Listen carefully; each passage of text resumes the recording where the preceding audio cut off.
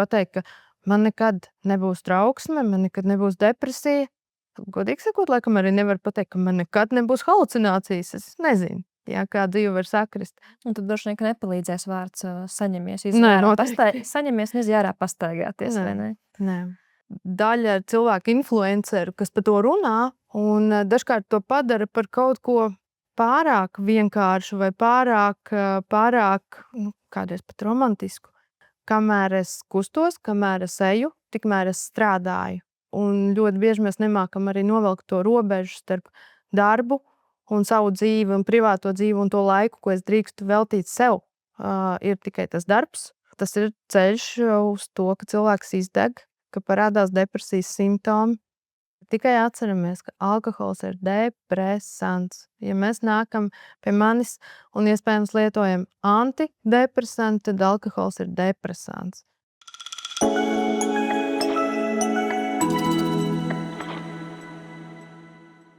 Sveicināti podkāstā Veselības sarunas Cēsu klīnikā.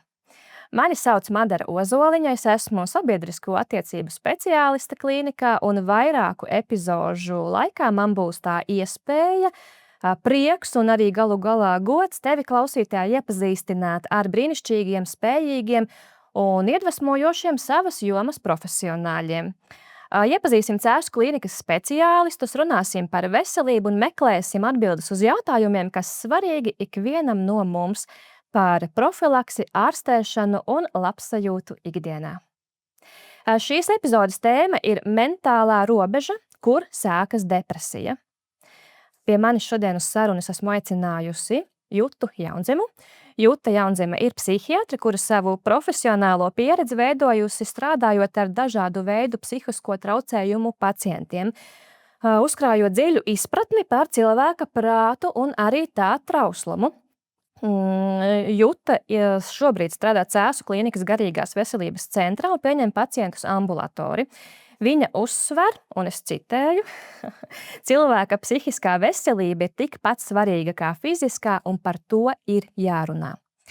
Ar Jutu šodien runāsim par psihisko veselību, depresiju un tēmām, par kurām bieži klusējam. Labdien, Juta, un paldies, ka pievienojies sarunai. Labdien!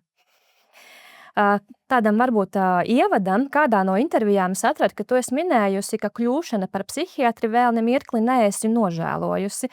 Tā gan bija laikam pagājušā gada intervija izstāsti, vai domas nav mainījušās.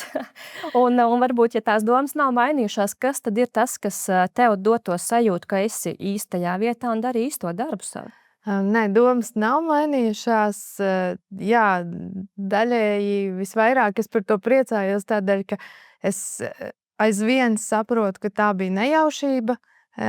Savā ziņā es nebiju tas speciālists, kāda bija daudz mani kolēģi, kas ļoti mērķtiecīgi gāja uz kādu mērķi, un tā psihiatrija man nāca, kā tāda veiksme tanī brīdī. Un no pirmās dienas rezidentūrā es sapratu, ka tas ir īstais, ka man patīk un joprojām patīk, interesē un fascinē. Un tas, laikam, ir arī tas, kas liek domāt, ka es esmu īstajā vietā, ja jau man joprojām interesē. Katrs pacients ir aizraujošs, katrs pacients ir kaut kas, no kā arī es varu mācīties ļoti daudz. Tad jādomā, ka es joprojām esmu īstajā vietā. Joprojām interesanti, joprojām patīk. Jā. Mēs te arī mazlietiņās pirms filmēšanas aizkadrā padiskutējām par to, ar ko tad īsti atšķirās psihiatrs, psihoterapeits un psihologs. Varbūt pavisam tā īsi var arī ieskicēt. Psihiatrs, tā viena no pamata atšķirībām ir tas, ka mums pamatā ir arī medicīniskā izglītība. Tātad tas ir cilvēks ar ārsta grādu, kurš ir padziļināti apguvis psihiatriju, tātad garīgās veselības zinātni, un tas nozīmē, tā cilvēkiem parasti saka, tas ir tas, kurš raksta zāles. Ja? Protams, ka es varu ne tikai rakstīt zāles, es varu uzklausīt, parunāt, izvērtēt, varbūt teikt, ka nevajag zāles, es varu nosūtīt pie citiem speciālistiem, un bieži vien man atbalsta loks vai tie palīdzošie speciālisti, tad tālāk varētu būt psihoterapeits, psihologs, Jā, tie ir cilvēki, kas vairāk varbūt strādā tieši ar to, tā tēlaini izsekoties ar cilvēku domāšanu, ar to daļu, jā, varbūt psihoterapeiti arī ir tādi speciālisti, kuri dažiem ir ārsta izglītība, jā, un viņi var rakstīt arī zāles, bet pārsvarā tur vairāk ir tas darbs, tas garīgais darbs, jā. Bet arī tās divas grupas ir ļoti palīdzošas manā darbā. Tad vieni ir vairāk tie, kas var palīdzēt cilvēkam bez zāļu palīdzības, un es tad esmu tas, varbūt tas dziļākais, smagākais etaps. Un par to runājot, tava profesionālā pieredze ir saistīta ar smagiem pacientiem. Ja tā var teikt, tā ir šizofrēnija, tās ir psihozes. Ko varbūt darbs ar šādiem pacientiem tev laika gaitā ir iemācījis par cilvēku kopumā? Es noteikti ar gadiem skatos uz cilvēkiem savādāk, uz pasauli nedaudz savādāk. Jā, es esmu nostrādājusi, jau tie ir 14 gadi, ja tā paskaidļu liekas jau daudz. Ilgstoši nostrādāju primāri galveno darbu Rīgā, Nacionālajā psihiskās veselības centrā, klīnikā, akūtā nodaļā, gan ar sievietēm, gan ar vīriešiem, kur ir tādi jau pārsvarā smagākas diagnozes, varbūt smagāki notikumi, jā, ne katrs nokļūst slimnīcā.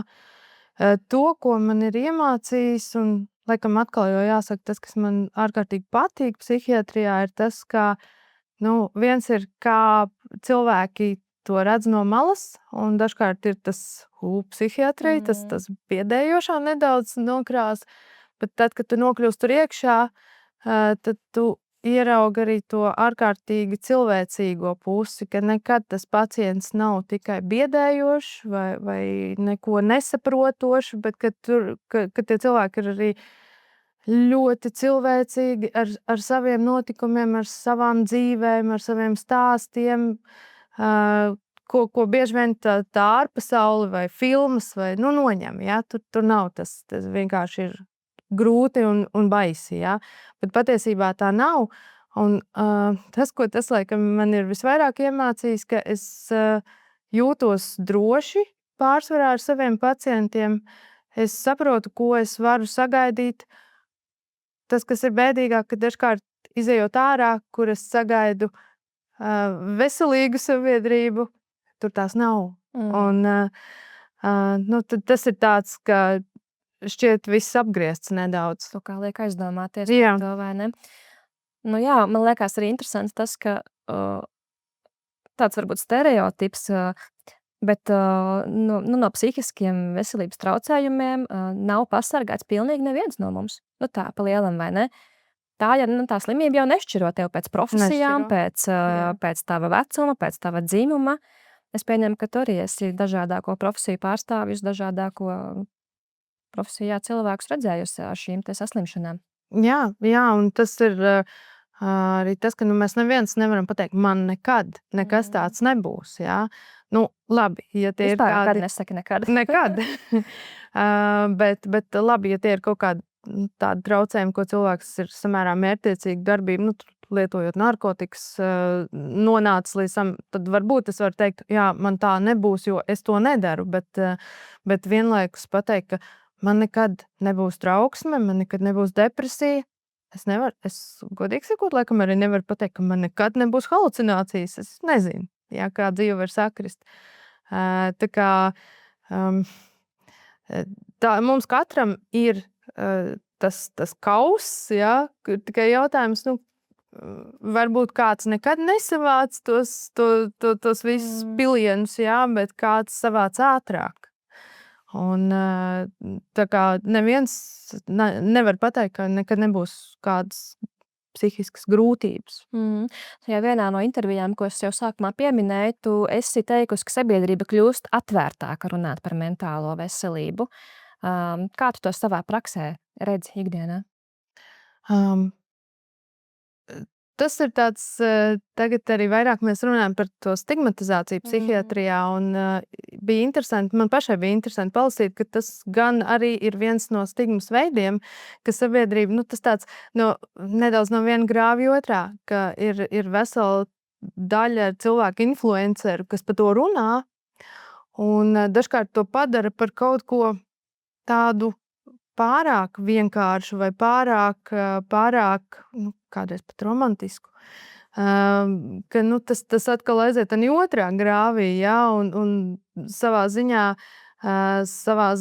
it kā mēs ņemam nost to stigmu, sabiedrība kļūst atvērtāka, bet no otras puses tas zaudē arī to savu svarīgumu un nopietnību, Un dažkārt varbūt tā atvērtība aiziet tik tālu, ka cilvēki sev piemeklē tās diagnozes, kaut kādas, teiksim, vienu brīdi ļoti daudz nāca ar bažām, ka viņiem varētu būt uzmanības deficīta sindroms, hiperaktivitātes.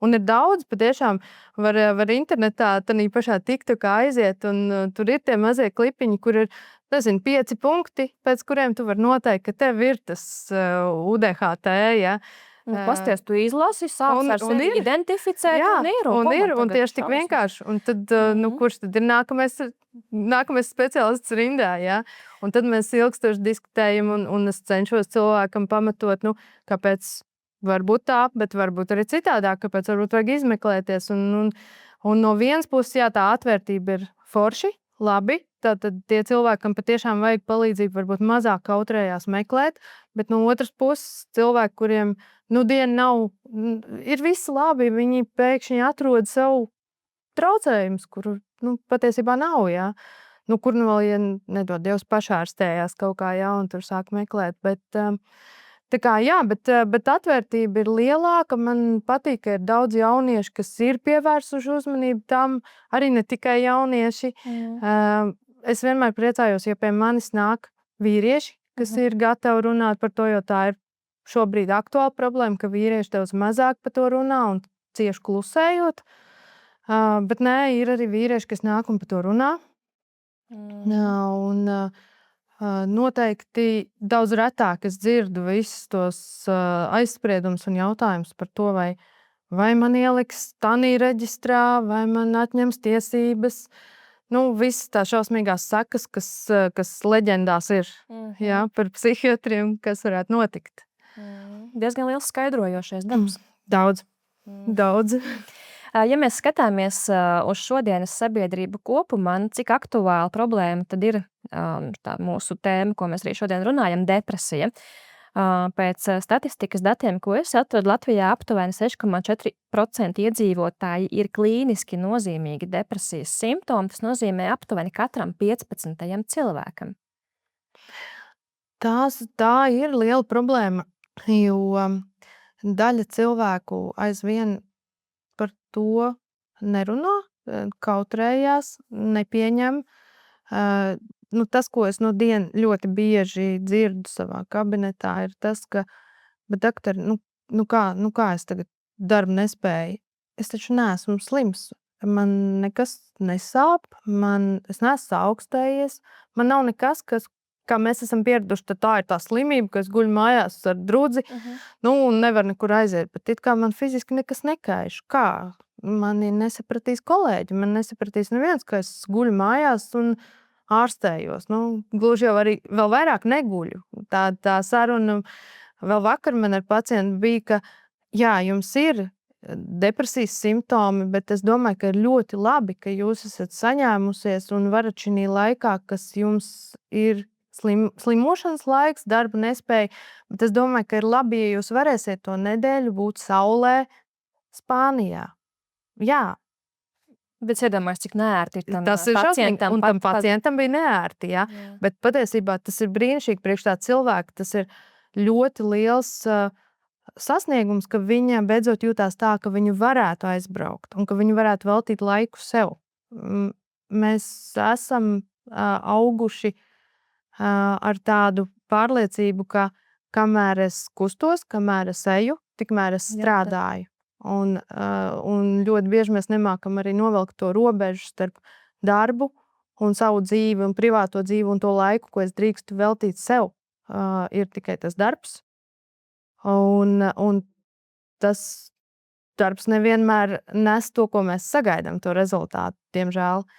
Un tas ir ceļš uz to, ka cilvēks izdeg, ka parādās depresijas simptomi, kas ir arī, Bet kāpēc tas tā ir? Tā ir kaut kāda mentalitāte, tādi mēs vienkārši latvieši esam, vai kāpēc tas tā? Es nedomāju, ka tieši latvieši, ja. Savā ziņā es domāju, ka tas ir nedaudz mūsu pagātnes mantojums. Ja mēs paskatāmies, tikko es arī lasīju, bija raksts, kā tas ir, ka spāņi ēd tur to cūgaļu, it kā neveselīgi lietas, ja, tur tādas, bet viņi dzīvo labāk, viņi dzīvo veselīgāk. Francūži, viņi dzīvo ilgāk, viņi dzer vīnu, viņi smēķē, kas, mēs zinām, nav labi, bet viņi dzīvo ilgāk, viņi dzīvo ilgākus labus gadus. Bet tas, ko mēs vēl zinām par viņiem, ir tas, ka diezgan tipiski pa spāņiem un francūžiem saka, ka tur ir svēta lieta, ir tie garie pusdienu pārtraukumi, un ka viņi nepārstrādāsies. Siestas vai kas vai kaut kas Spāņiem siesta ir, jā. Viņi nepārstrādāsies. Viņu darbs nekur neaizbēg. Viņi visu paveic. Mēs viņus tur mēdzam saukt par sliņķiem, bet patiesībā viņi dzīvo garšīgākus, kvalitatīvākus, ilgākus gadus. Un neiespringst par droši vien arī kaut kādiem sīkumiem. Jā, bet Latvijas pārstaršojies gaida, ka spāņu taksists atbrauks pakaļ, šis kavēs stundu, un latvietim jau viss ir slikti. Un latviets ir uzturpies. Un viņš atbrauc priecīgs tev pakaļ, un viņam viss ir fajn. Jā, bet tur, protams, ka, es domāju, ka tur ir stāsts par to mūsu pagātni. Mēs, tad, kad viņi jau sāka dzīvot, mēs vēl bijām zem citas varas un dzīvojām citādāk, jā, citos apstākļos ar citām iespējām, un tam ir nozīme.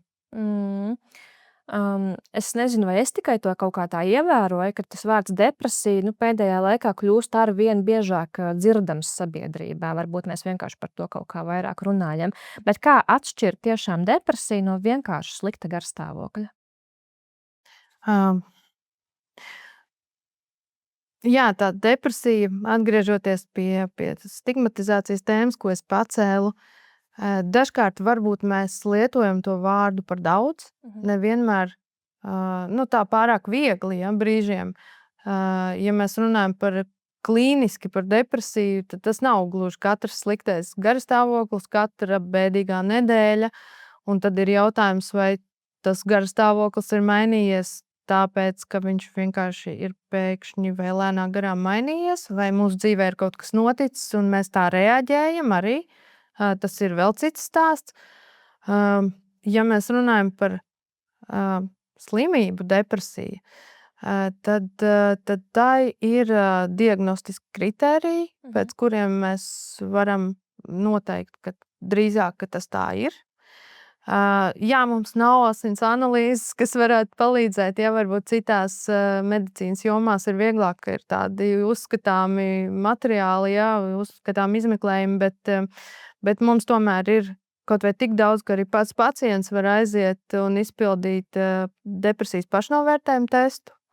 Arī online tas ir internetā pieejams, jā, tāpat kā trauksmes simptomu tests pašnovērtējumam, jā, bet, labi, tur stāsts ir pa pēdējām 2 nedēļām, un ļoti bieži mēs ar pacientiem tā runājam, ka, godīgi sakot, mums katram iespējams ir tās 2 nedēļas, pēc kurām mēs varētu izpildīt, un tur sanāk tie depresijas simptomi, bet tāpēc ir vērtīgi ar to aiziet pie speciālista, izrunāt, cik ilgi tas tā ir, cik ļoti tas ietekmē cilvēka funkcionēšanu viņa ierastajā vidē, jo daļa no tā stāsta ir tāda, ka, ja man varbūt ir skumjāks garastāvoklis, bet es turpinu ikdienas gaitas, tās man varbūt nesagādā arī pat grūtības. Es turpinu satikties ar draugiem, man ir pietiekoši interešu loks, tad iespējams, ka tas vienkārši ir sliktāks periods manā dzīvē, viņš pāries veiksmīgi, ja. Ja cilvēks turpina ikdienas gaitas, bet tās vairs nesagādā prieku. Varbūt, ka viņš dodās uz darbu ar piespiešanos, cits vēl varbūt ar riebumu. Viņš negrib vairs iet nekur. Viņš izkrīt no kaut kādas kompānijas. Tad jau tur ir jājautā. Varbūt, ka man ir vērts aiziet pie ārsta, varbūt, ka tā ir depresija, un es kaut ko varu darīt tā labā, jo ļoti daudz nozīmē tas, cik ļoti tas maina to cilvēku funkcionēšanu. Un dažkārt, diemžēl, tas ir ne tikai tas, ko kāds var no malas pamanīt, jo mēs zinām tos gadījumus, kur no malas neviens nedomā par to. Es tieši gribēju prasīt, jo ir taču arī tās slēptā depresija, vai ir tāda diagnostika? Jā, maskētā slēptā depresija, kur tas cilvēks nonāk pie manis un saka, man neviens nekad neticēs, jo es esmu veiksmīgs. Un patiešām arī tas pirmais iespējas, es redzu veiksmīgs, dinamisks, priecīgs cilvēks, kurš tad manā kabinetā pamazām mēs tur noņemam to masku un saprotam, ka iekšā ir ļoti grūti. Jā, arī tā ir. Un tas man šķiet, ka tas ir tāds mūsdienu, tas sociālās vides, kur mēs visu laiku esam zem acīm, un tas ir nedaudz par mūsu veiksmes stāstu, ka cik es esmu veiksmīgs, laimīgs. Tā maska ir ļoti smaga. Dažkārt kabinetā var pilnīgi just, cik smaga ir tā maska. Jā. Tas ir tas stāsts par maskēto depresiju. Dažkārt tam cilvēkam ir jāpajautā pašam sev, vai man viss ir ok, jo no malas iespējams neviens to nepamanīs. Bet tad ir otrs variants, kur cilvēki redz no malas un var mudināt savu tuvinieku, ka, ja viņš pats nesaskat to vajadzību, bet varbūt tev ir vērts aiziet pakonsultēties, jo depresijas sejas var būt ļoti dažādas.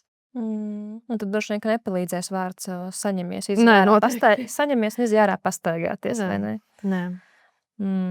Depresijai vienmēr būs kaut kāds pamats, kaut kāds konkrēts iemesls, tur es nezinu, darba zaudējums, attiecībās, problēmas ar bērniem, kaut kas konkrēts iemesls, vai varbūt arī pilnīgi bez pamata? Depresijai būs viens konkrēts iemesls. Te vienmēr tas būs bioķīmisks izmaiņas smadzeņu darbībā. Bet, ja mēs runājam par tādiem ārējiem iemesliem, jo psihiatrijā vispār viss sastāv no tā, ka ir iekšējās kaut kādas izmaiņas, un tad parasti mēs esam dzirdējuši jau tos vārdus serotonīns, dopamīns, mēs to esam kaut kur jau katrs dzirdējuši. Ja? Tad es runāju par to, ka ir kaut kādas izmaiņas vielmaiņā, un tad ir tie ārējie faktori, kur ir vide, kā mēs esam izauguši. Dažreiz runa ir varbūt cik tur daudz vajag, bet par tām bērnības traumām runā. Ja? Vide, kā mēs esam izauguši, mūsu iedzimtība, mūsu gēni, mūsu tagadējās, pašreizējās attiecības, mūsu darba vide, tas ietekmē. Bet nevienmēr tas būs varbūt tas ļoti redzamais iemesls, tāds spēriens, bet parasti drīzāk tas ir apstākļu kopums. Ir kaut kādas pazīmes, ko mēs varam paši pamanīt. Labi, mums ir nomākts garstāvoklis ilgāku laiku, es pieņemu, varbūt, ka neiepriecina tur tā došanās uz darbu, ko tu minēji. Ir kaut kas vēl, kam mēs varam pievērst uzmanību un aizdomāties, ka hei, ar mani kaut kas varbūt tomēr nav ok. Jā, diezgan bieži ir izmaiņas miegā, bet tas ir ne tikai, ka cilvēkiem bieži liekas, ka miegs pazūd, vai es mostos nakts vidū un nevar vairs aizmigt, un tad man griežās dažādas sliktas domas galvā, satraucošas, bet dažkārt varbūt otrādāk. Tas cilvēks saka, es esmu gatavs nogulēt to visu nakti, un es labprāt turpinātu vēl gulēt arī visu atlikušo dienu, un nevar teikt, ka tas ir miegs kvalitatīvs. Tas varbūt nav tāds garšīgais miedziņš, ja, bet tas cilvēks jūt, ka viņam visu laiku viņš izvēlētos labāk gulēt. Ja. Izmaiņas miegā, dažkārt izmaiņas apetītē, nevienmēr. Arī ar apetīti, kā ar miegu, varbūt abos virzienos, cits gribēs visu laiku, cits saka, es nevaru iest, it nemaz. Tās varbūt izmaiņas tanī, kā mēs reaģējam uz lietām, varbūt kāds ļoti viegli kļūst satraucams vai ātri sāk raudāt. Vai dažkārt tieši pretēji var teikt, ka man nav emociju vairāk, man nekas nesagādā emocijas, man viss ir vienalga. Ļoti plašs. Ļoti plašs. Tāpēc dažkārt, kad pacients nonāk pie manis, tad mēs pildam kopā to pašnovērtējumu testu, un es saku, un tas primāri ir jums, lai jūs redzat, ka depresija nav tikai tas, ko mēs kādreiz tā stereotipiski iedomājamies, bet tur var būt dažādi, un tas pats par to miegu, jā. Tas nav tikai tas, ka jums nenāk miegs naktī, bet tas var būt arī tas, ka jūs gribētu čučēt vairāk nekā parasti. Arī tā var būt depresijas izpausme. Kā ir ar ģenētiku? Vai ja maniem vecvecākiem ir bijušas kaut kādas depresijas simptomi un diagnozes, vai man tagad jādomā, ka arī man būs? Nav jādomā, ka obligāti būs, bet ir vērts ņemt vērā, ka var būt lielāks risks, ka pie noteiktiem apstākļiem var būt kādi garastāvokļa traucējumi. Tas, ka kādam no radiniekiem, tas ir viens no jautājumiem, ko es vienmēr uzdodu pacientam, kas nonāk pie manis pirmo reizi, vai kādam no radiniekiem ir bijis kaut kas.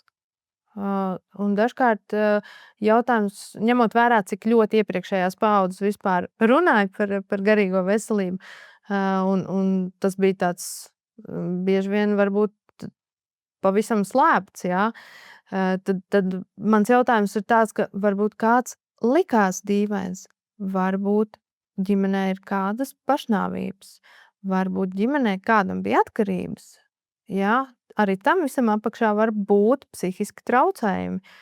Un tad tas stāsts ir par to, ka ja kādam ir bijis tā depresija, tas varbūt nenozīmē, ka cilvēkam tam, kurš tagad ir pie manis, obligāti būs depresija, varbūt, ka viņam var būt trauksme, varbūt cita veida kāda psihiska traucējuma, varbūt nebūs nekas. Bet, labi, cilvēks aiziet pie tevis tagad uz konsultāciju, jūs tagad saprotat, ka jā, kad tai ir tā depresijas simptomi, viss tā kā atbilst pēc kritērijiem. Kādi ir tie soļi, vai vienmēr ir jālieto noteikti medikamenti depresijas ārstēšanai, vai sākumā varbūt mēģina ar kaut kādām dzīvesveida izmaiņām?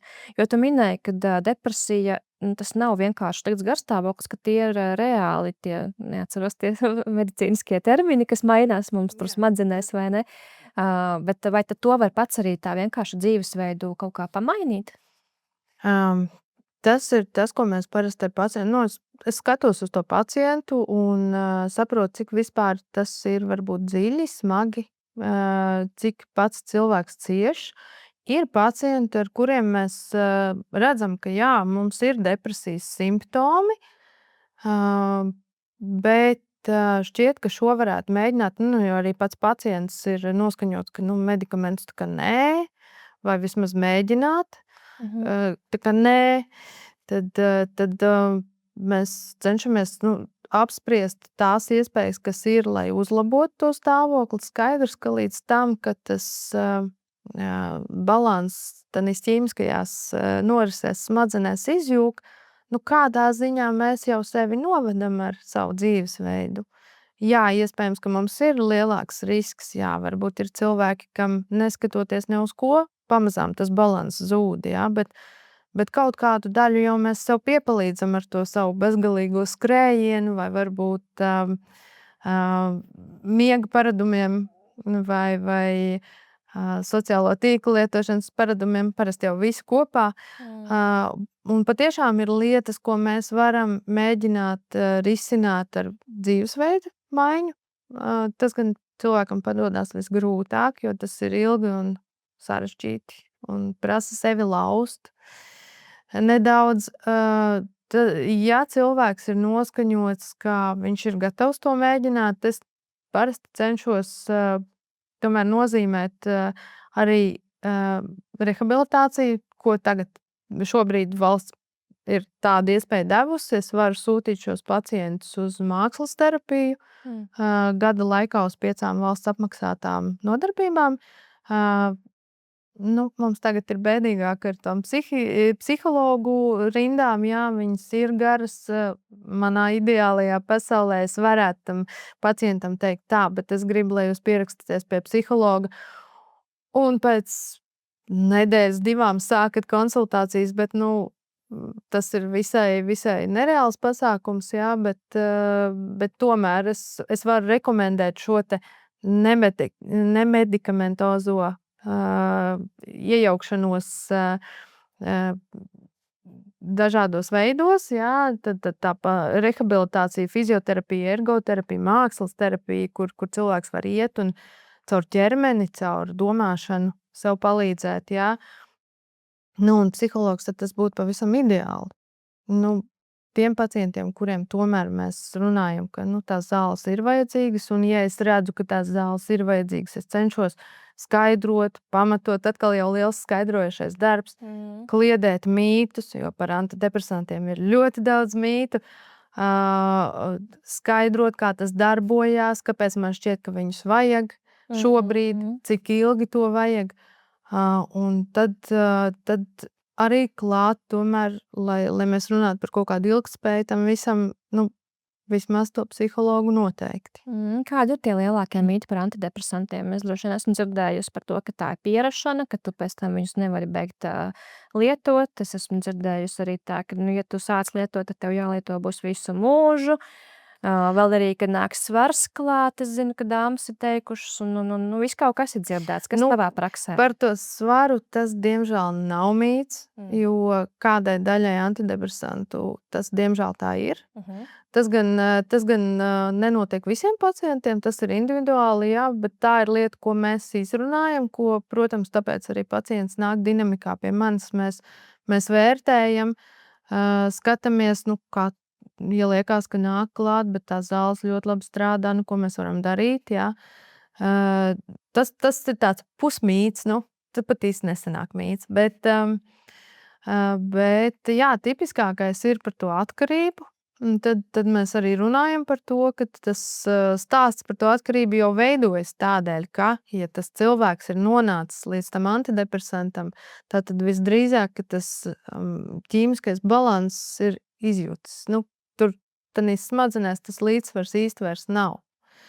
Un tas, ka tas ir noticis vienreiz, nozīmē, ka tas var notikt vēlreiz. Kāda ir tā ļoti klasiskais variants, kā notiek ārstēšana, tipiskais, ir tā, ka cilvēks nonāk, viņš uzsāk zāles, dzīvē jau nekas nemainās. Viņš lieto zāles, viņam it kā ir labi, paliek vieglāk, paiet pusgads, mēs atceļam zāles, kā tas ir plānots, kādu laiku ir labi, bet pēc kāda laika atkal krities. Jā, un tur nav stāsts par atkarību no antidepresantiem, tur ir stāsts par to, ka nekas jau dzīvē, apkārt nekas nemainās, domāšanā nekas nemainās, tās zāles palīdzēja, jā, bet tā nav zāļu atkarība, tā ir tikai dzīve. Tu esi arī runājis par to, ka daudz cilvēku mēģina ārstēties paši, piemēram, ar alkoholu. Kāpēc tas šķiet kā risinājums, bet patiesībā šo problēmu iespējams tikai padziļina? Jā, tas par ko man tāds standarts ar pacientiem ir, ka tikai atceramies, ka alkohols ir depresants. Ja mēs nākam pie manis un iespējams lietojam antidepresantu, tad alkohols ir depresants.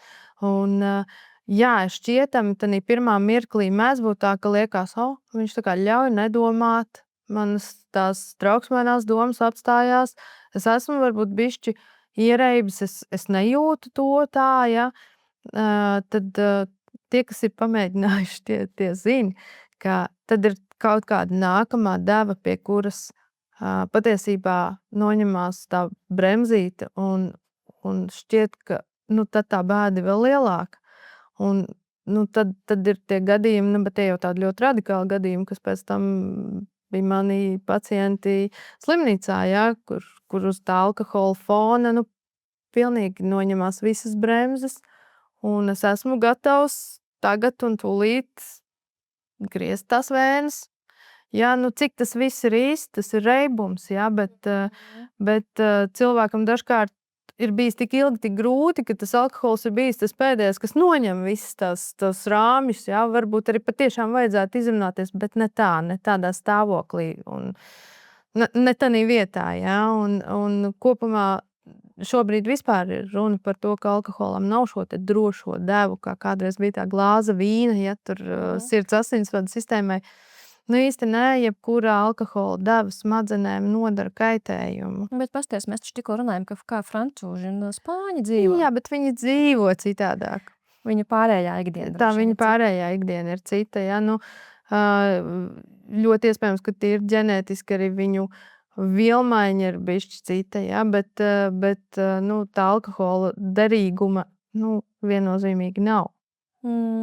Ja pie tevis atnāk pacients, kuram tu redzi, ka ir vajadzīga tūlītēja palīdzība, ka tur tiešām ir slikti, vai mums ir kaut kāds šis zaļais koridors arī šādiem pacientiem?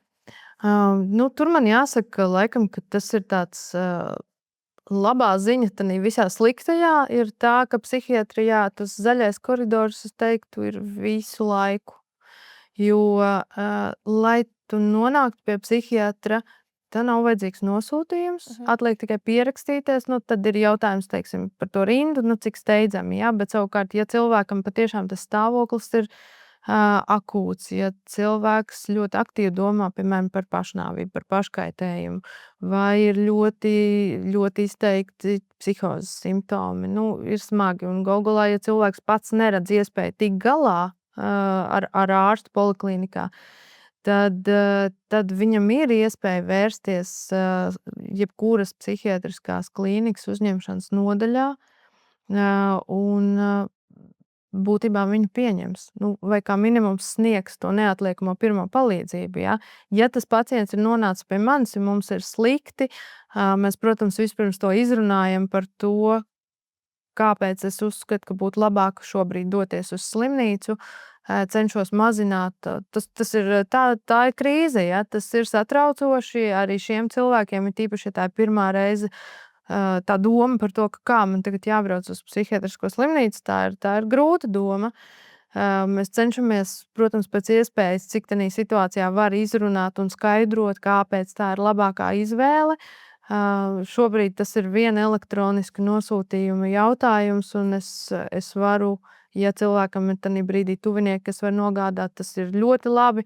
Galu galā tad var pastāvēt arī ātrā palīdzība, ja, kas palīdz nokļūt atkarībā no situācijas smaguma. Bet tāds īsti zaļais koridors, es teiktu, ka nav. Bet kas bija tas, kas tagad bija aktuāli, tā kaut kā tā anketa, pilotprojekts? Viņa joprojām ir, jā, tas ir brīnišķīga lieta. Es ļoti ceru, ka tāda lieta būs visās vietās, kur ir šīs psihiatra konsultācijas, jo tas ir rīks, ar kuru kolēģi mēģina uzsākt tādu arī uzņemšanas nodaļā, jebkurā ir saucamā triāža, kur pacients tiek tomēr likts kādās kategorijās. Tad vai šis pacients ir tāds, kuram vajag palīdzību, bet viņš var pagaidīt, vai šis pacients ir tāds, kuram vajag palīdzību pēc iespējas ātrāk, bet nav ļoti akūti, un varbūt šis pacients ir tāds, kuram palīdzību vajag tūlīt. Un steidzami. Ja? Un šī anketa ļauj vismaz, protams, ka cilvēki iemanās, cik es dzirdēju no kolēģiem, arī visādi tur to anketu apmānīt, ja? Bet tāpēc galā ir speciālists. Bet būtībā tas ir brīnišķīgi, jo tas, ar ko mēs ikdienā sastopamies, ir tas, ka dažkārt cilvēkam nav tā atbalsta loka.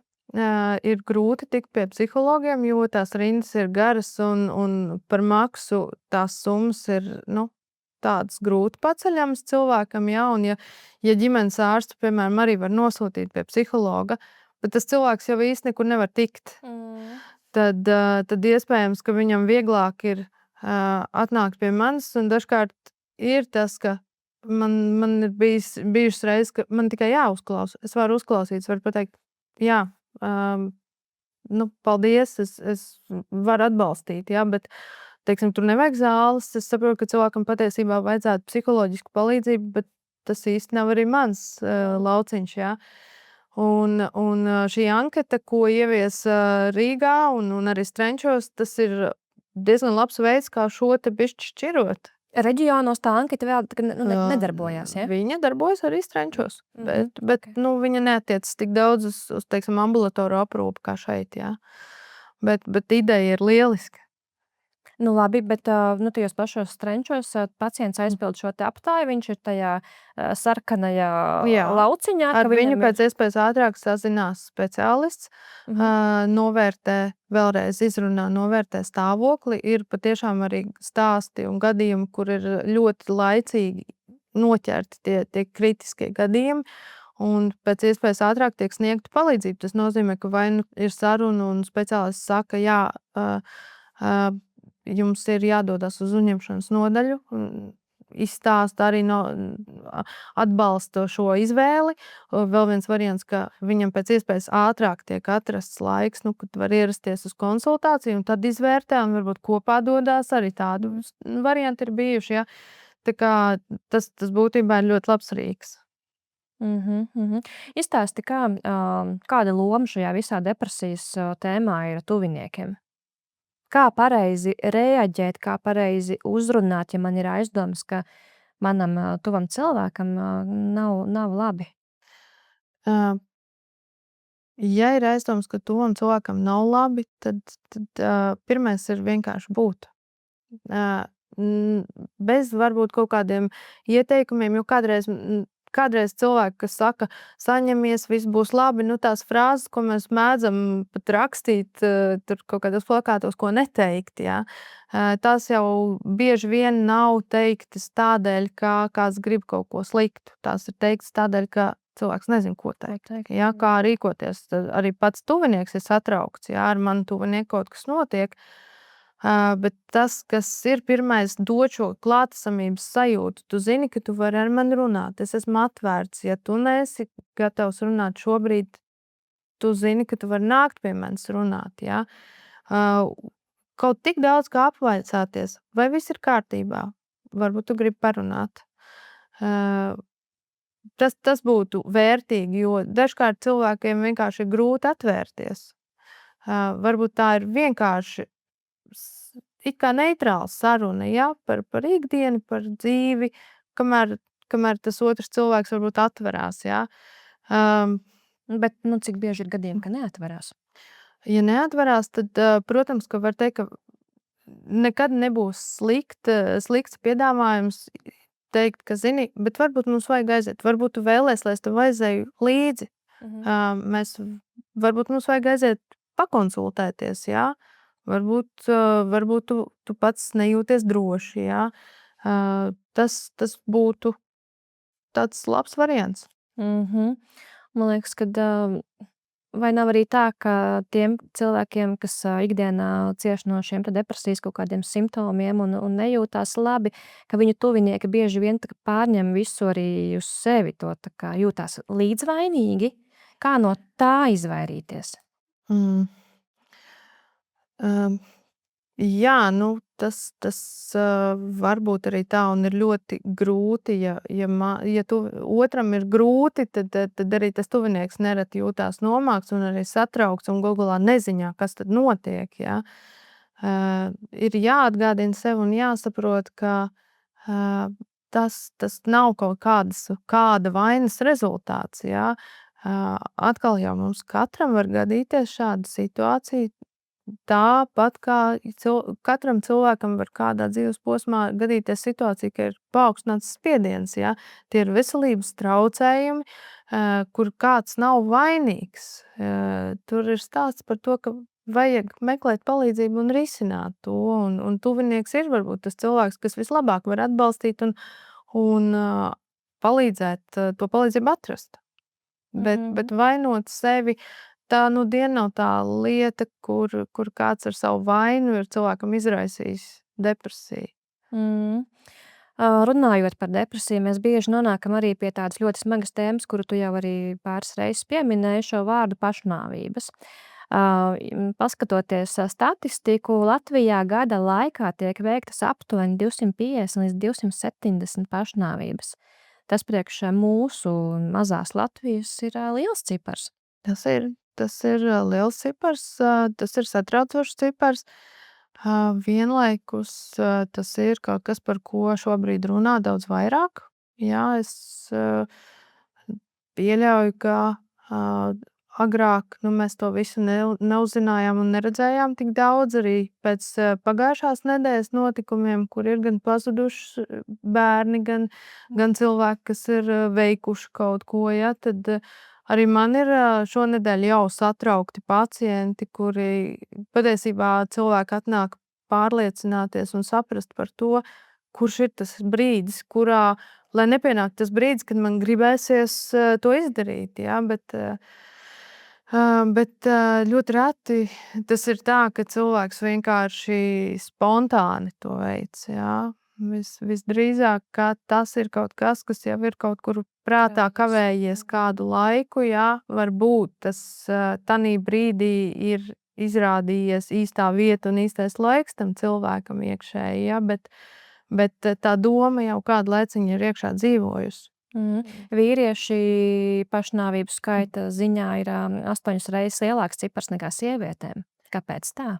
Tāpēc, ka tie vīrieši mums ir tie klusie karotāji, kas retāk vēršās pēc palīdzības un nereti arī saista to, ka vīrieši, piemēram, agresīvāk brauc un viss tā bravūrīgā uzvedība, galu galā alkohola lietošana arī, ja, ka tie ir tie veidi, kā viņi izreaģē savas varbūt negatīvās emocijas, bet arī katrs vīrietis ir savādāks, ja, un vienam pietiek varbūt reiz nedēļā izlaist tur apli ar bembi, ja, bet vienam tas aiziet kaut kādās ļoti smagās atkarībās, ja, bet kam pamatā ir tas ilgstoši iekšēja spriedze, ilgstoši garstāvokļa traucējumi, ilgstoši nogurums, ko vienkārši vīrieši neraud.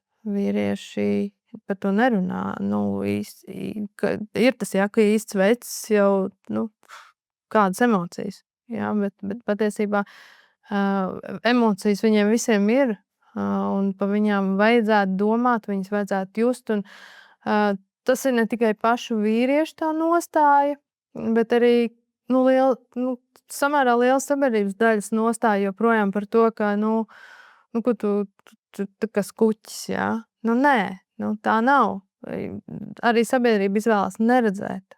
Un tagad beidzot arī runā par vīriešu sajūtām pēcdzemdību periodā. Tikko kolēģi arī runāja par vīriešu pēcdzemdību depresiju. Tā kā, mēs dažkārt runājam par to, kā sievietes varbūt tiek kaut kur diskriminētas, bet tad ir garīgā veselība, kuras teiktu, ka vīrieši tiek diskriminēti kādā ziņā, jo sievietēm ir atļauts būt emocionālām. Mēs varam just, mēs varam raudāt, un to visi vairāk vai mazāk pieņem, bet ja vīrietim ir tās emocijas, tad liekas tā kaut kā nepareizi. Kaut kas nav, jā, jā. Bet patiesībā mēs esam cilvēki. Bet tie ir kaut kādi stereotipi, kas nav tikai šeit pie mums, tas, man liekas, tā vispārīgi ir visā pasaulē. Tad to vīriešu pēcdzemdību depresiju tikko pieminēji, tas ir arī kaut kas, ko mēs redzam seriālos un filmās ar tādu smīnu, ka tiek pasniegts. Es nezinu, vai tas ir bīstamās mājsaimniecības, es redzējusi, bet tur bija tādai Linetei vīrs Toms, jā, un Tomam it kā bija šī pēcdzemdību depresija, kas tika pasniegts ar tādu jā, bet smīna piesitienu. Par to tomēr runā, jā, par arī vīrietim, tāpat dzemdību situācija, bērnu ienākšana pasaulē. Ne jau vienmēr tas ir tāds viennozīmīgs uzvaras gājiens. Jā. Tur arī ne tikai sievietei ir tie jautājumi, kas ir ļoti svarīgi jautājumi. Jā.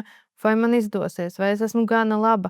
Tieši tādi paši jautājumi varbūt vīrietim. Un kāpēc ne? Jo tas tā nasta, ko tas vīrieša stereotips uzliek, ir tas, ka viņam ir jābūt tam ģimenes tēvam, viņam ir jābūt līmenī, viņam tagad ir viņi jāuztur, un tas ir ļoti svarīgi, un no tā ir atkarīgs, cik kvalitatīvs es esmu. Es tā izrunāju, to aprakstu diezgan materiālistiski, jā, bet, diemžēl tā tas ir. Tas stereotips ir tāds. Nākamais cipars, ko es atradu par pašnāvībām, man vispār likās tāds diezgan šokējoši, ka 15,7% pusauģu Latvijā dzīves laikā ir bijušas pašnāvnieciskas domas. 15% pusauģi. Bet par šo jautājumu man bija neliels pārdoms, jo redzi, psihiatrijā es laikam izšķiru, kas tad ir pašnāvnieciskas domas vai pašnāvniecisks, mēģinājums vai rīcība, jo domas, cik no mums kādreiz nav iedomājušies par kaut ko. Cik no mums ir, piemēram, domājuši par nāvi? Un cik no mums kādreiz ir iedomājušies to, kā būtu, ja es nomirtu? Ne tā ļoti mērķiecīgi, es gribu nomirt, bet vispār tādu domu apspēlējuši kādā varbūt grūtākā brīdī. Notiek, jā. Un šīs te pašnāvnieciskās domas, es pieļauju, ka pusauģi ir atvērtāki par to runāt. Tas ir kādai daļai, tas ir tāds, tas ir vispār sarežģīts laiks cilvēku dzīvē ļoti. Pusaudzim viss tik daudz mainās, viss ir tik grūti, priekšā ir tik daudz, un tas ir neapskaužams brīdis, ja? Un tas ir tās spēles ar to, kas es esmu, kur es esmu, varbūt pat nesaprotot to, ja? Un tādēļ tās pašnāvnieciskās domas, es jāatzīst, ka šo statistikas ciparus neuztveru tik dramatiski. Mani vairāk satrauktu šie te reālie tie paškaitējumi mēģinājumi, ja? Vai pusauģi, kuri dara kaut ko sev ar domu par to, ka viņi neredz iespēju dzīvot tādā pasaulē, kā viņi ir, un apkārt viņi šobrīd ir dramatiska. Tas ir sāpīgi. Man ir bezgalīgi sāpīgi dzirdēt no pusauģa to, ka viņš nevar iedomāties, ka viņš var šī pasaulē dzīvot. Tu ikdienā strādā ar pusauģiem arī? Nedaudz, no 16 gadiem, jo es esmu pieaugušo psihiatrs un pie mums tas ir nodalīts. Jā. Protams, ka ja ir kāda situācija, kur nav cita speciālista un man ir ar kaut kādām tām psihiatrijas zināšanām tur jāpiedalās, jā. Es neatteikšu, bet, tīri tā juridiski es no 16 gadiem varu konsultēt. Un tavā praksē, 16, 17, 18, tas arī ir pusaudzis, tas ir cilvēks, kurš top par cilvēku vēl tikai, un tavā praksē kādi ir šie te gadījumi bijuši? Pārsvarā mana prakse ar pusauģiem nav liela, jo es diezgan apzināti šo kompetences jomu tomēr atstāju profesionāļiem. Un šobrīd vairāk saskaros varbūt ar to tādēļ, ka ir ļoti grūti pieejami bērnu psihiatri. Ļoti grūti. Un tad viņi nonāk pie manis arī. Man laikam jāteic, ka man ir lielā mērā paveicies, jo pārsvarā tie ir pusauģi, kas cieš no trauksmes un tādiem viegliem garstāvokļa traucējumiem, un tad jau mēs varam atrast labus risinājumus. Ja? Ir pāris smagāki gadījumi, bet tur fonā ir stāsts arī par ģimeni, par vidi, kur šie bērni aug, un tā ir vēl viena lieta. Iespējams, tā ir tā lieta, kāpēc es neizvēlējos bērnu psihiatriju, jo daudz sāpīgāk ir domāt par to vidi, kāpēc tas pusaudzis šobrīd tā cieši, ka viņš varēja izaugt citos apstākļos. Un ko mēs kā pieaugušie dažkārt izdaram pāri tiem bērniem. Tas ir ļoti smaga daļa no tā darba. Varbūt vēl tāds noslēdzošais tieši par pašnāvībām runājot, es esmu dzirdējis, ka tie, kuri par to saka un runā skaļi, tie varbūt to nemaz nedara, bet lielākā daļa pašnāvības veicēju tie, kas to izdara klusi un nevienam nezinot un nesakot. Vai tas tā ir, vai tas arī kaut kāds tāds mīts? Tā viennozīmīgi to tā nevar teikt, jā. Ir tomēr šie kaut kādi pašnāvības risku signāli. Jā, ir cilvēki, kas patiešām to līdz pēdējiem notur sevī un klusi un mērķiecīgi un tas patiešām ir šoks un pārsteigums visiem. Tomēr daļa no cilvēkiem ir kaut kādā veidā kaut izteikušies kādā brīdī par to, ka iespējams jums visiem būtu vieglāk bez manis. Varbūt, ka ir šie brīži, ka liekas, ka tas cilvēks cenšas maksimāli nokārtot visādas, teiksim, finansiālās saistības, it kā kam gatavojās, jā. Tieši jau nesaka, jā, bet, dažkārt ir tā kā, ka mēģina sakārtot visu, jā.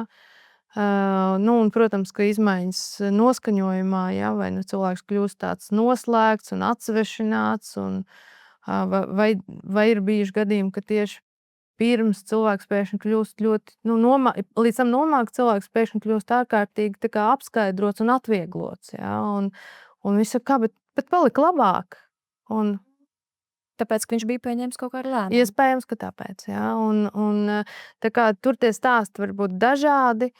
Es domāju, ka tas tavs jautājums veidojās no tā, ka patiešām ir kāda kategorija cilvēku, kuri mēdz ļoti viegli ar šo manipulēt, jā, mēdz pie katras strīda vai nepatikšanām teikt, tā viss, es tagad eju.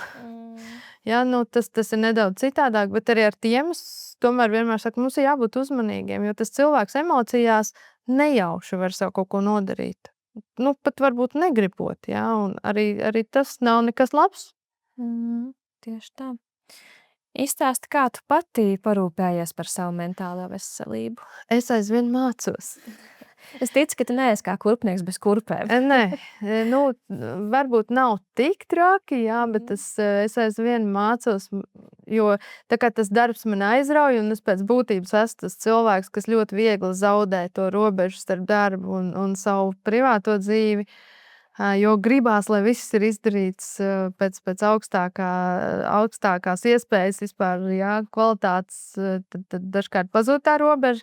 Es mācos vilkt robežas, mācos tomēr, to gan es kaut kā veiksmīgi slimnīcas laikā iemācījos, un man tas pat patika, tas ir kā spēle, ka man ir varbūt kaut kādi šie rituāli, kur es atnāku uz darbu, un tad man ir varbūt tas darba apģērbs, tas ir rituāls, kā es sagatavojos darbam, tas ir rituāls, kā es pabeidzu darbu. Man ir varbūt tas ir jau profesionāli un nejūtot notiek, ka darbā esmu darba es, un tad izejot pa durvīm, es esmu ārpasaules es.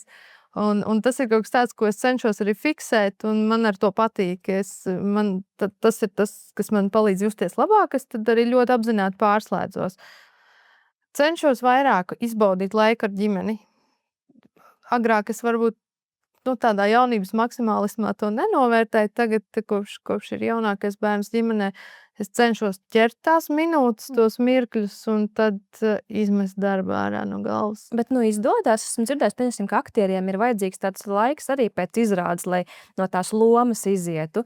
Tu ikdienā dzirdi ļoti trakus, man liekas, pieredzes stāstus. Tā. Neizdodas, bet viena lieta, līdz galam jau neizdodas. Jā, skaidrs ir arī tas, ko mēs sākumā runājām, ka mans skats vispār uz dzīvi ir mainījies, uz lietām. Viņš ir nedaudz caur to psihiatrijas prizmu, bet tā nav sliktākā daļa. Es centos ieviest to, ko man sākumā, tad, kad es sāku studēt, tad bija cilvēki, kas teica, tagad tu jau visiem, arī te mums tagad liec diagnozes. Šo es uzliku sev tā kā absolūti tabū. Es izēju ārā. Jā, man ļoti patīk vērot cilvēkus, kā cilvēki uzvedās, un ir interesanti domāt, kas tad tur notiek, bet vienlaikus es nekad nelieku diagnozes.